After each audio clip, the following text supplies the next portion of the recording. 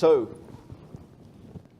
digital economy, massive transformation happening. Many organizations today are embracing the fact that actually they're a digital company, whether or not actually that's what they're recognized as. And in that context, we're talking about the sheer levels of sophistication from a threat perspective, and also the wonderful pieces of technology that are being created and that are out there. And you've probably all heard of something called blockchain, I'm presuming. Is that a fair comment? Do you want to raise your hands if you've heard of that? Yeah? Who of you thinks it's myth and not real at the moment? Go on, don't be scared. So you all think it's real? Yes? The better question would be is how many of them can define it? Well, that's why you guys are here. All right? So if that's the case, let me give you a couple of perspectives on that. So just literally in the finance sector, we've just concluded some research, and right now the estimate is that $10 billion has been spent over the last 18 months on blockchain projects, just in the finance sector. And if you look out there across the finance sector, predominantly from the Americas out to the rest of the world, there are publicly about 141, maybe 142 blockchain projects underway, not experiments, but projects underway across just the finance sector. So I think you'll acknowledge that it's real, and even when you heard from the previous conversation, hey, they're thinking of how to leverage blockchain into the solution. So that's great. We have definitely a technology that quite literally is going to and is disrupting the digital economy and the digital world that we live in right now. And we could talk about it in many, many different contexts, and we just don't have the time, similar to the AI conversation. So we deliberately want to kind of narrow the perspective around that and talk about, with some of the experts that we have at the virtual table here. So what do we need to do to educate people as to what it is, what it isn't, and the statistics and the realities around it and the challenges that we have, especially if we're trying to educate the boardroom. So our objective is to help you guys educate yourselves, maybe share facts with you that you're not aware of, or bring things to your perspective that perhaps you had not been focusing in on. And then hopefully enable all of you to have that board level conversation around this. And let's see where that goes. So I want to introduce our esteemed panel, and I'm going to give them the chance. We're not going to do any filibuster stuff, so they have under a minute each to kind of just give you a quick snapshot of what's on their mind right now and where we're going to take the conversation over the next, 45 minutes. So let's start with you, Dave. Go for it, please. Thanks, Jason. My name's Dave Jevans. I'm the CEO of a company called CipherTrace. It's my fourth security startup that I've been involved with and started. We're focused on blockchain and cryptocurrency security. I'm very excited about all the blockchain things that are going on in the enterprise. I'll give you one different point of view. Blockchain started with Bitcoin. If we look at cryptocurrencies today, they just hit $150 billion market cap this morning. The growth rate is 1,000%. If that continues for a year, cryptocurrencies will be a $1.5 trillion market, which will make it the 10th largest economy in the world, pushing Canada out of that place. They fuel ransomware, they fuel data extortion of companies, but they also fuel innovation through initial coin offerings, which have raised over $2 billion already this year, funding innovation of blockchain. Thank you, Dave. So that's definitely a serious conversation. And by the way, if you're plugged in at that level, then loan me some money, will you? We'll talk about that later. Cheers. What about yourself, Rich? Rich Baich. I'm the Executive Vice President and Chief Information Security Officer at Wells Fargo. My tidbit will be, we're talking about board presentations here. And at the end of the day, this particular topic, there's massive misunderstandings. So I would encourage you all to think about stepping back, going to your board, educating them what cryptocurrency is, educating them what blockchain is, identifying where it's at in the kind of the maturation and the acceptance cycle. Be prepared to talk about potential regulatory infractions that may cause you to either decide for it or against it. But in addition to that, sometimes, even as a Chief Information Security Officer, a topic like this, I might suggest to the board that we bring an outside expert in to talk with them, to obviously give them also a awareness. Taking time to educate your board is a very, very important thing. Most boards these days are greatly appreciated by it. So rather than coming and saying, I need this amount of money or I need this to potentially budget to protect it, sometimes you got to step back and make sure you get everybody on the same playing field before you go too far down the line of an investment. All right, thank you very much. And Mance, please. So my name is Mance Harmon. I'm the CEO of Swirlds. We are a company that provides an alternative to blockchain as a platform. Blockchain has some fundamental performance problems and some security problems. We're sort of a next generation distributed consensus platform that solves those problems. As an industry, I think what's important is that we get to the point where we can agree on a definition of enterprise grade or perhaps bank grade security for those distributed consensus technologies. So the cryptocurrencies, the public markets, obviously they're hot right now. They're really important. There's a lot of press on those. I think ultimately what's going to be even more influential is this trust layer that gets put on top of the existing internet, in the sense that every organization, just like they use an HTTP server today, a web server today, to host web pages, every organization ultimately will have a consensus server that they use as well. And there will be all manner of applications that are distributed applications that connect all these organizations, and they take advantage of the improved security model of this category of technology. But most importantly, in the short term, is for the community to come to agreement on what it means. What is the definition of enterprise-grade distributed consensus? Okay, thank you. So there's some very useful thoughts there already, some thought leadership and some, I call it reality checks around how this space is evolving. So let's jump to you first, Rich, because you're an active practitioner in running as the security posture, risk management posture for a recognized financial institution there. So what's myth versus fact when we talk about this topic? Oh, I think actual productions, and again, I'll talk primarily from a financial industry standpoint. I mean, cryptocurrencies as a whole, there's regulatory considerations that have to come into play. I'm not going to be the lawyer in the room and saying whether you can or can't do it. So you've got regulatory issues being a big piece to it. And then, blockchain from an innovation standpoint, we look at that and say there's probably opportunities for that, especially when we're talking about global payment systems and the transfer of the financial funds. But today, right now, it's very much, from our perspective, more in the innovation mode than the execution mode. Mm-hmm. And Dave, myth versus fact in this context? I don't know of any enterprise production blockchain programs that are in real full deployment. Certainly the banks are very active in the area, but so is pharmaceuticals and manufacturing, looking at verification of goods as they move across companies in the supply chain. So projects are underway. I agree with Rich, it's very much at the inventing and testing phase. And I agree with Mance as well, which is if anyone wants to bring these systems into production and transfer billions or trillions of value, security is going to be a massive, massive requirement.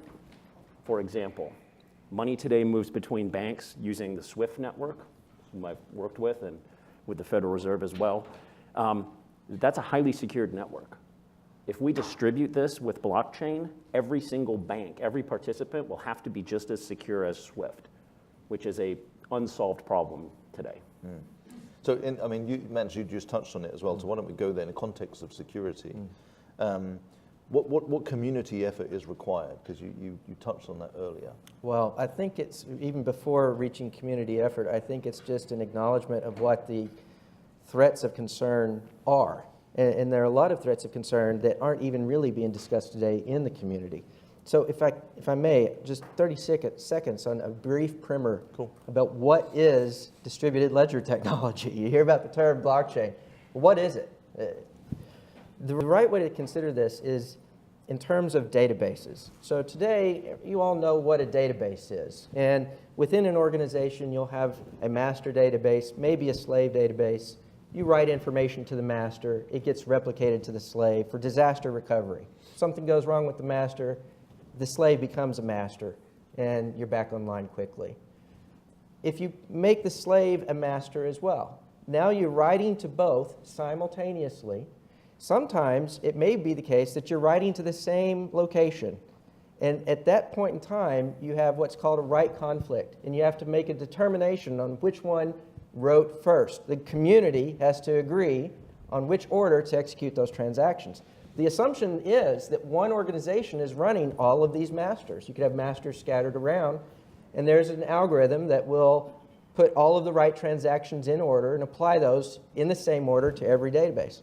The innovation that Bitcoin brought to the market was that for the first time, it demonstrated it was possible to take a master out of one organization and give administrative control of that master to a different party. In fact, you can take all the masters and put them under administrative control of different parties in total that are mutually untrusting. They don't trust each other. They can all run a node, if you will, in this shared database, and they can do it securely. And securely means what, right? This is the definition of enterprise-grade security that I'm coming to. In 30 seconds. In 30 seconds. Right. If you have 30 seconds, you have to be worried about three things. No single party should be able to change the order of transactions unilaterally. You can't trust, you got to trust the community to make those determinations. No single party should change history. Number two, no single party should be able to disrupt the flow of transactions across the community.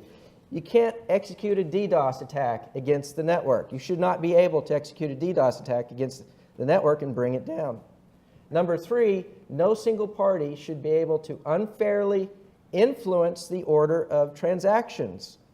The actual order in which the transactions flow into the network needs to be maintained, and no single party should be able to unfairly prevent a transaction from being included. These are the concerns that arise when you go to a multi-party database as opposed to a single-party database that we've used for 40 years. That's the innovation of Bitcoin, and the cryptocurrency is just an application running on this shared database. It's one application. There'll be thousands of applications that are distributed applications. So let me interrupt then. Yes. Because that was way more than 30 seconds. Okay. So Dave, do you agree with this gentleman, with what he's saying, or are there some gaps in what he's saying that you want to kind of embellish further? Well, I agree that there'll be thousands of applications eventually, long term. We're talking about applications that require companies to work together, consensus models. Those are difficult to come about through organization. I would posit there are other security risks. One that is common to every distributed ledger technology is protection of private encryption keys. If encryption keys are copied or stolen either by malware or by an insider, they can effectively become that company. They can become that bank or that party in your trading organization. So there's a lot of things around encryption management that have to be done here, in addition to the things that Mance points out. Okay, and Rich, you listening to that, these two gentlemen here represent some leading innovation companies that are driving some technology and applications of that technology in this space. As you listen to that from your seat, what's your fears, uncertainties, doubts against this? Well, I'm a big believer in history repeats itself, and when you go through a national security training, they teach you that to win a campaign, you don't focus on the vulnerability, you focus on the center of gravity, and you learn to exploit the center of gravity. So this concept creates a new center of gravity that kind of creates a potential choke point to disrupt the I'll call it the financial ecosystem.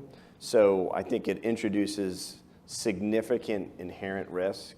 And to quote former director of the CIA, I think it was in the early 1990s, he said, we've created an infrastructure that we've yet to understand how to protect, this thing called the internet. So my fear is we're creating something that we truly don't understand, nor do we embed security into it. So we could find ourselves in a similar situation, whether immediately, if this were to happen, or 10 years down the road. So, go on, Dave. Go on. The criminals of today are in it for money. I mean, sometimes they're in it for other reasons. It's gone from the viruses, which were all about fame, to money. Ransomware is a particular example, but there are many others, such as data extortion and things of that nature that are fueled by cryptocurrency and blockchain. Those people are going to point their guns at blockchain systems. All the things we heard about this morning about how do you prove that you're more secure this year than last year, yet security spending goes up as a percentage of overall corporate spend. These bad guys, I guarantee you, will move to this area. And because the opportunity to disrupt at a nation state level or the opportunity to make money are going to be massive. And to add on to that, so that's I agree 100%. And that's why I think it's important not to try and use policy or business process to provide the protection. What's required is that the math itself provides the protection. It has to be the case that it's not possible to execute entire categories of attacks against the infrastructure because the algorithms and the math eliminates those possibilities in the first place. It's that level of agreement on what the threats of concern are and how to address them that I think the community needs to address. And in that context, I mean, from where you're sitting, gentlemen, you're seeing quite a lot in this space around blockchain, cryptocurrency. What's the advice that you would give people? Because part of this is, so what do we take back to the boardroom as advice and as education? So where would you perhaps prioritize your first step in that context? I'll go back to kind of my opening statement. I think step one is education, baseline understanding of what it is. And step two is the reality check of where it's at in the potential ecosystem. Step three is the understanding the risks that are associated with it. And then, highlight what risks can be mitigated and what risks are outstanding. And then obviously from the board perspective, a assurance that before you'd ever venture into this, you'd want to understand that completely across all facets, just because of the potential inherent risk and residual risk associated with, let's say, introducing the organization into that ecosystem. Right. And how would you perhaps, in that context, Rich, present this under a risk management update, as it were, to the board? Again, assumption is an understanding of it, and then as you're looking at things, you're letting them know what you're doing, why you're doing it, and really what's the value to it. What we haven't talked about is why do it, right? At the end of the day, there are a lot of things that we can do that we don't do because maybe long term it's not solving the problem. I mean, is it solving a problem today? Is it just natural evolution, which some might suggest it is? But you remember, ultimately, and the way I always look at things is it's wonderful that we have the internet today, but what would happen if the internet went down, right? And then how would you record those transactions? We have a history today. At the end of the day, I always from a Wells Fargo standpoint, talk about we can always load up the stagecoach and still transfer money. Without the internet, when it comes to cryptocurrency, where is it? How do you get to it? And how do you transfer it? And I haven't heard any discussions in the industry about that. Yeah. Okay. I have one. Do you want to go there? Yeah. I'd like to answer that one, but I'd also point out, just to Rich's point, there are many companies out there who have innovation groups that are using blockchain, and they're really looking for a problem. They're saying, I've got this great solution, and gee, what's the problem? So for sure, you've got to organize what the value proposition of this thing is for your organization or your economy. To answer the thing about what happens if the internet goes down, last week, a company announced that they were now broadcasting the blockchain, the Bitcoin blockchain, over satellite. This means you do not have to have internet anymore. Their goal is to create an environment so that folks in Africa who don't have internet connectivity can use Bitcoin and cryptocurrencies to set up local, almost banks, if you will, microfinance centers in these locations where you don't have internet or only one person has it and it's really crummy and really expensive. They've raised $126 million to do this. Bitcoin satellite project, where they publish it over satellites that are now covering most of the Earth. So that's a really good example of a problem that's being solved or leveraging that technology to solve that. Right. Do you gentlemen have any other examples of real problems that could be solved or attempting to be solved by this technology? Well, I have to respond to that and Please. say that's awesome, but once that satellite downlink comes down, you still have to have some connectivity. One person has to have connectivity, it's true. Right. Yep. Yep. The last mile, as we call Well, it. but the last mile is interesting because you don't necessarily have to have huge uplink capability. You can do it with a local Wi-Fi, or you just do it as a Hawala network locally. So it's really, someone's got cash and someone's got one connection to the internet. They can enable global payments from villages where people don't even have mobile phones. And you can do it for about $100 unit that plugs into a computer that gives you a weak uplink and gets you the downlink onto your computer. Okay, so Mance, you started to talk about, hey, alternative to blockchain. Alternative. So I think that if we're talking about the public networks as opposed to the enterprise permissioned networks, the market's split into two halves. Public networks that are represented by Bitcoin and Ethereum and all those that have a cryptocurrency, and then the enterprise networks that have restricted permissioned acceptance into the network. Maybe a group of banks, for example, that want to have a distributed ledger that they share among them but nobody else. The public networks represent sort of a Wild West mentality today. There is no regulation, very little regulation. And even within the networks themselves, the governance of the network is badly flawed. And it has a lot to do not just with the form of governance that's being taken. It doesn't matter what form of governance is being used. If there are no controls, technical controls put in place that make it possible for the governing bodies of these cryptocurrencies to actually enforce the adoption of the changes that they make to the platform. A great example is that in Bitcoin, we have sort of a bicameral governance with the core developers making decisions on what the software should be, but they require the miners to agree to adopt those changes to the platform. And that has caused chaos for years now. And Bitcoin as a currency, as a platform, this year is going to split from not just one chain, but into three before the end of the year, which creates havoc in the markets. Ethereum, its first cousin, has sort of a benevolent dictator, if you will, in Vitalik Buterin, who makes decisions basically on what goes into the code base. But he wasn't able to maintain control of the code base last year, and it's split. And the problem is that it doesn't matter what form of governance you have if you don't have any technical mechanisms to ensure the community are going to implement those changes that you've made. So there will be change, right? Right now, Vitalik said it the best, I'm paraphrasing, he believes that at this stage, the best we can do in moving the community forward is doing so crisis by crisis. Well, that represents definitely a Wild West situation. I think the community will mature. I think that there will emerge a governance structure and body that looks maybe even something sort of like a Fed for the cryptocurrency world economy. It certainly doesn't exist today. I predict it will.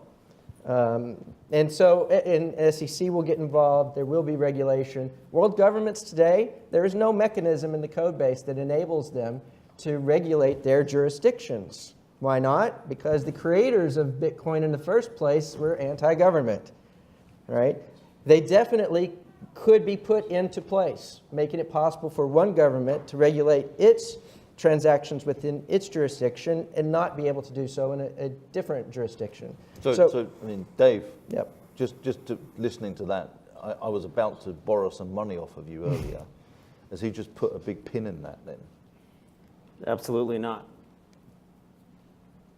So explain, because I hear that this is like... So I'm not saying that they'll go away. I'm saying it will change over time. Oh, the only thing that's common, that's true about Bitcoin and other cryptocurrencies is that it's changing all the time. Yeah. That is the only constant. Change is a constant, yeah. But also growth is astronomical, now probably in a bubble, but it's growing. Use cases are growing. You asked about use cases. I'll give you a very specific enterprise use case that's real. Intergovernmental payments. So if you want to do a military procurement or even just transfer money between agencies, funding agencies, when I've looked at that step, it's a minimum of 12 steps that go between agencies and approvals, and then the one system here, and then a PDF over there, and then I email it to this person, and then it's in this database, and it's a nightmare. It's slow, it's massive overhead. There are projects now to look at how blockchain can be used between agencies to streamline that, to create that distributed ledger, to have automation of checking so it's not all done by hand. These are real projects that can save real money, and because they're federal agencies, they can be driven with one common governance and one common funding mechanism. I think a similar one, although opinions differ, would be trade finance between banks, which is also heavily paper-driven. Lots of manual work goes on in trade finance, lots of different systems. It's arguable whether people will be able to come together and organize that between financial institutions, but large players like Wells Fargo or folks like HSBC that are big in the trade finance space are looking at it. Right, so as much as you can share, Rich, because I don't want to obviously put you on the spot in a bad way there, but listening to what Dave and Mance are saying here, where is that real use case for a financial institution? Well, when you talk about blockchain, right, and the example Dave used, you're really talking about efficiency and effectiveness, right? Reducing all those different, we'll call it workflow checkpoints that have to occur, whether that be a PDF over here and somebody approve. So you could say that in the financial industry as a whole through the years, blockchain-like activities have already occurred as you reduce the number of steps to get a loan. Reduce the number of steps to potentially access your mobile app these days, right? Whether that be your fingerprint. With Wells Fargo, you could say the use of your cell phone now to log into your ATM. You're reducing some steps. So that's one thing to think about is blockchain. If you get out of the cryptocurrency mentality, is really an efficiency play, right? So I'd say it is already happening, not just in the financials, but other industries.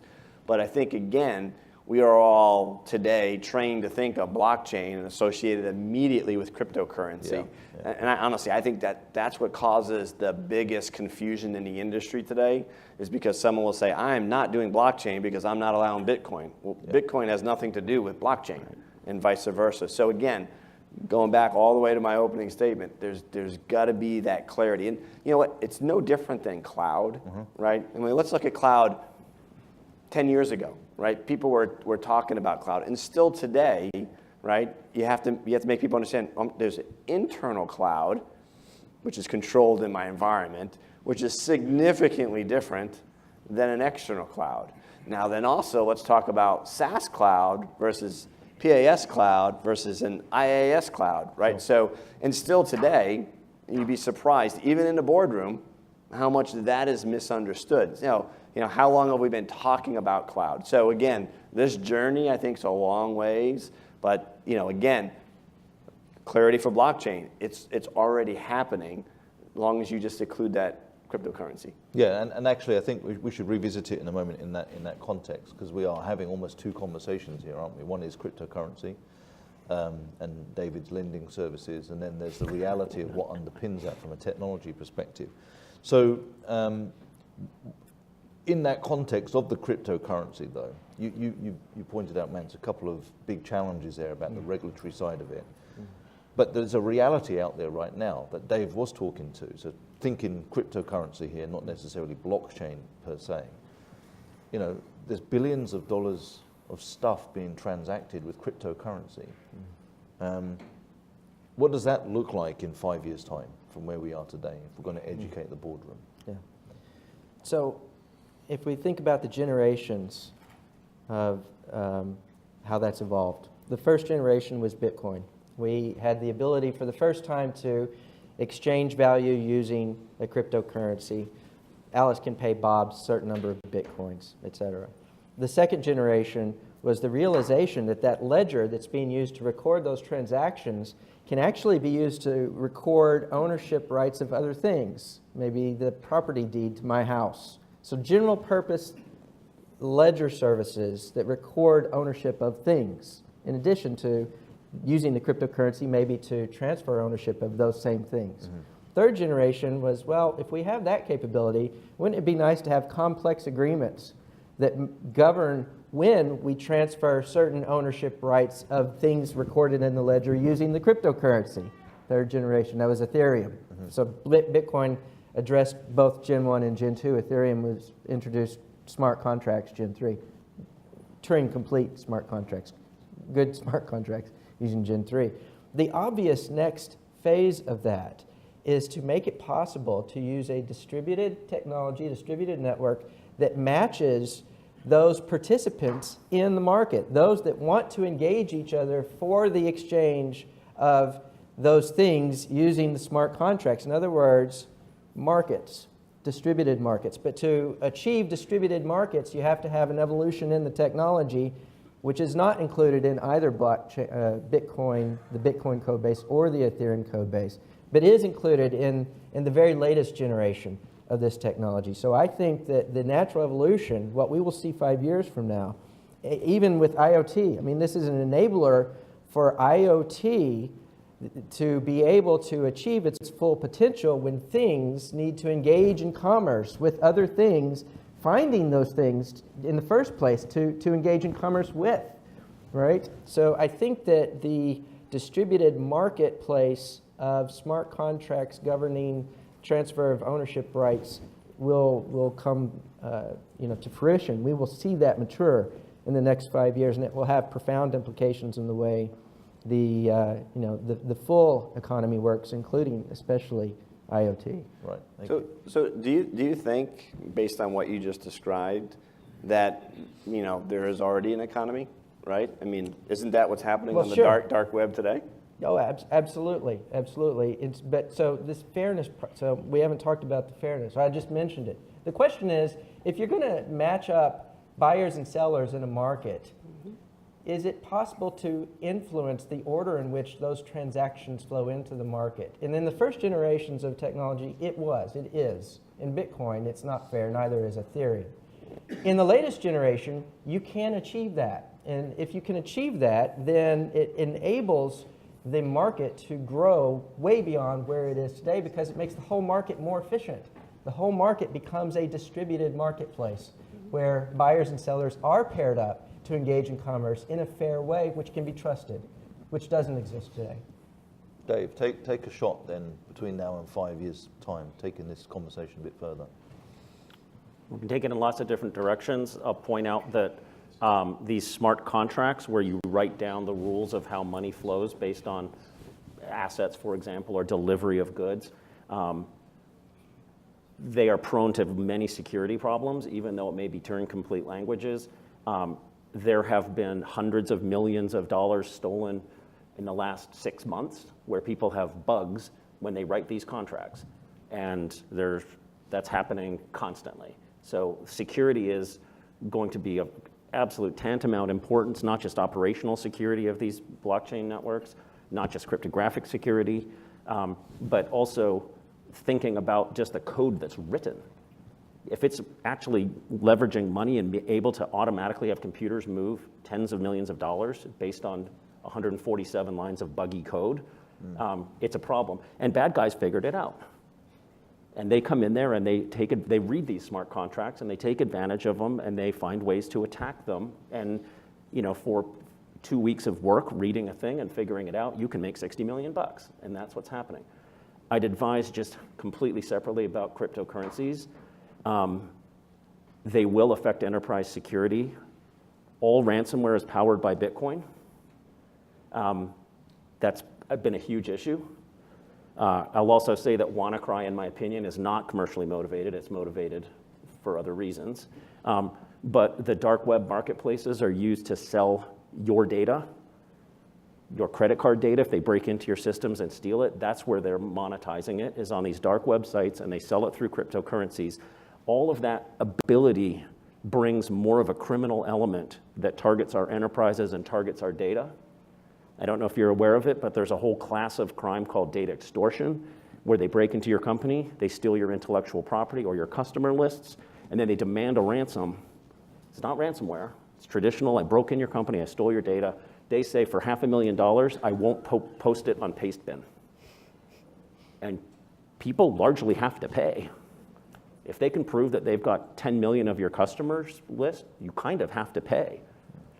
Turns out there's honor among thieves, though. They generally keep their word because they want to keep their economy going. Okay, but look ahead to that 5 years, and maybe Rich, jump in as to what you're commanding, controlling with the role that you've got and where you sit in the finance industry, because you help run a lot of the sort of collaboration in the finance industry as well.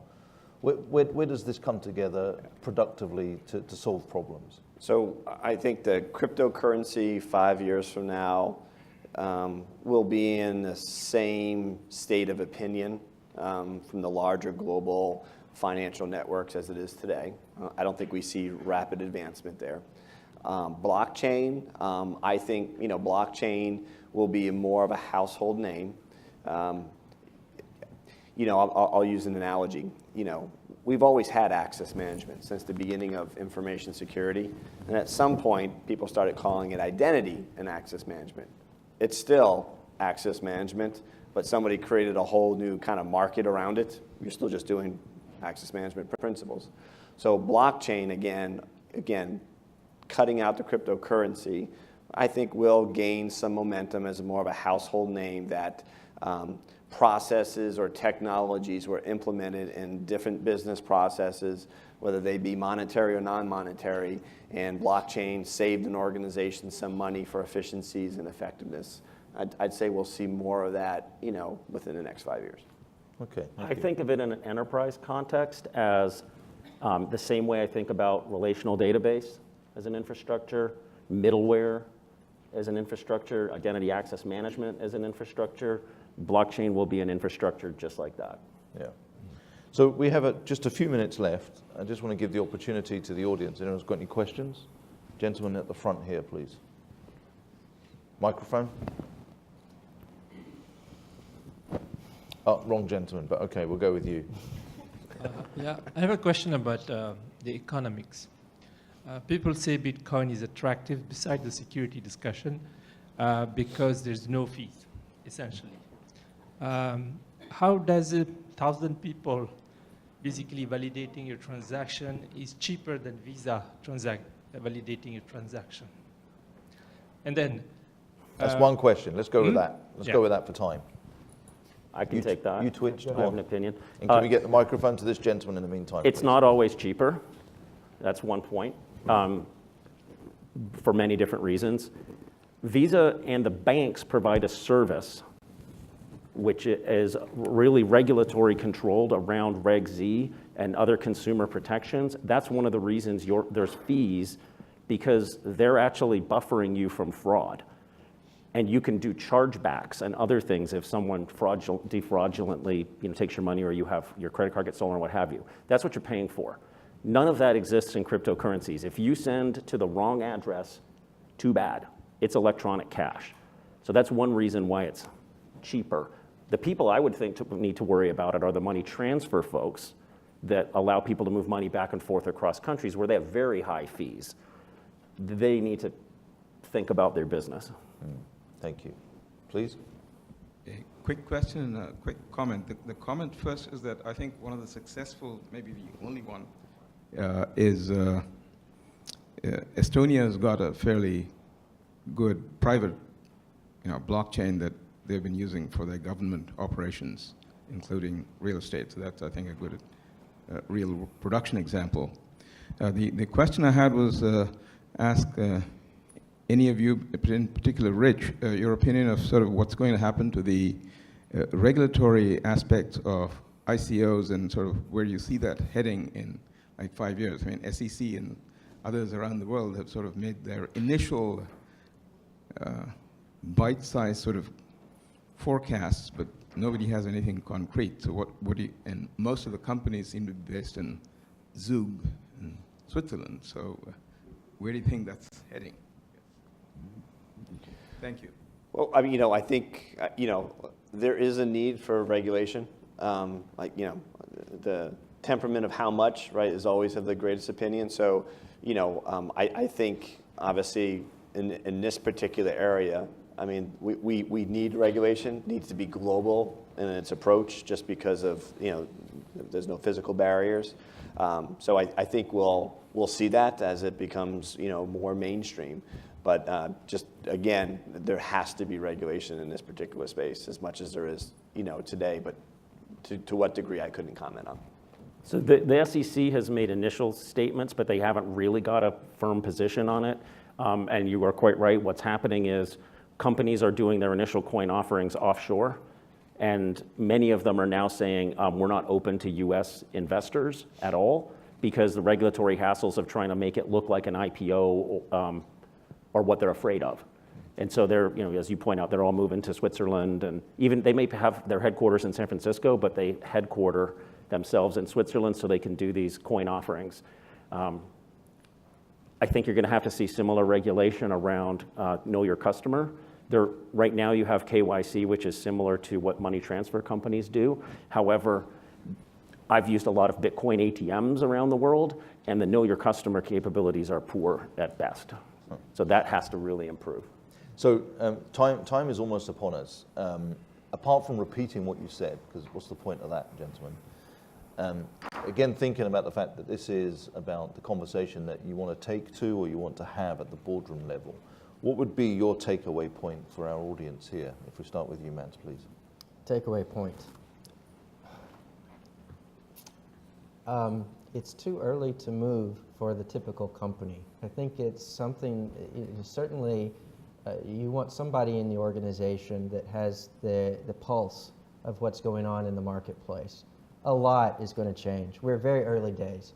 We were talking earlier, it sort of feels like it did when Mosaic first came out. I don't know how many of you remember Mosaic, right? We're at the Mosaic phase. Netscape's not even here yet, right? We're at Mosaic phase. And so it's really important. I think this is going to be a long-term big deal that's going to change the face of the internet and maybe the way that we engage in commerce permanently. But knowing, nobody knows what that's going to look like 5 years from now. Can I counter that though? But the pace of change is a lot faster than it was back then. The pace of change is faster. What about yourself, Dave? The board needs to understand what it is, certainly, and that it's different than cryptocurrencies. They're two sides of the same coin, if you will, the enterprise and the cryptocurrency. Understand your use case. I think the areas that are ripe for innovation are IoT, financial services, government agencies, and to some extent, supply chain in pharmaceuticals and other areas where you want to have tracking across companies. Okay, thank you. And Rich, please.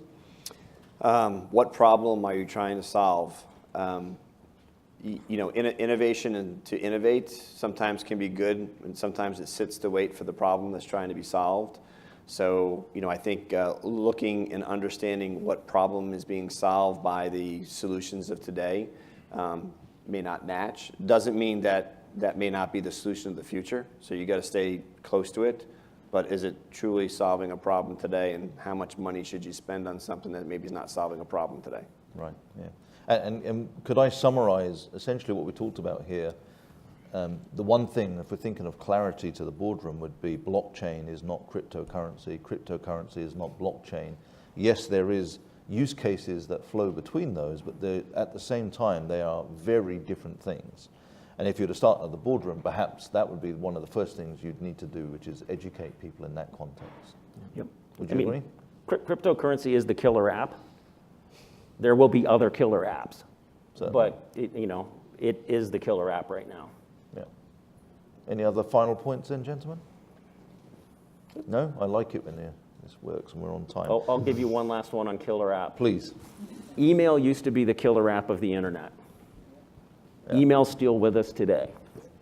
Crime is on email. We heard this morning about phishing attacks and takeovers through phishing. That's never going away. And I think you'll find this cryptocurrency stuff is never going away. The idea of internet money is here. It's not going away no matter how much you want it to. Yeah, thank you. And I think that's probably the way to conclude. This is now a serious conversation at the boardroom, and it needs to be done in a very clear, concise way, because there's so much confusion around it. And that's probably the takeaway point. So thank you for your time, and thank you, audience, for bearing with us. Thank you.